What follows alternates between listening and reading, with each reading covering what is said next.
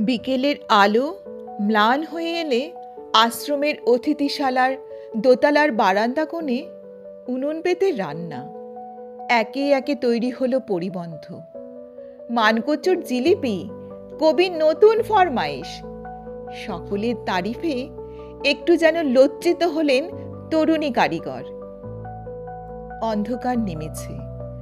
গাড়ি বারান্দার ছাদে টেবিল ল্যাম্পের আলো আবছায়া মূর্তির মতো এক নারী, হাতে বই, বুঝিবা গল্প শোনাচ্ছেন। তারপর জড়িয়ে থাকা লেপ কম্বলের মতো জীবন উদাসীন বৈরাগ্যের আদর। বোলপুর থেকে ট্রেনে কলকাতা। অস্থির কিশোর শান্ত হয়ে আছে অসুস্থ মায়ের পাশে। বায়োস্কোপের পর্দা সরে যায়।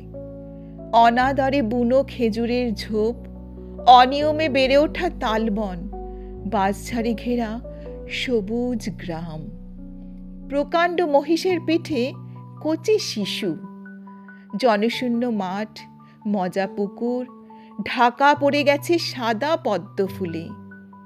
পোশাক আশাক, আসবাব আর যা যা কিছু কেবল ওষুধের গন্ধ। কবির উদ্বিগ্ন তালপাখা, বাতাসে যদি রোগজ্বালা প্রশমিত হয় কিছু। হেমন্তের নির্জন রাত, অসুখ গভীরতর।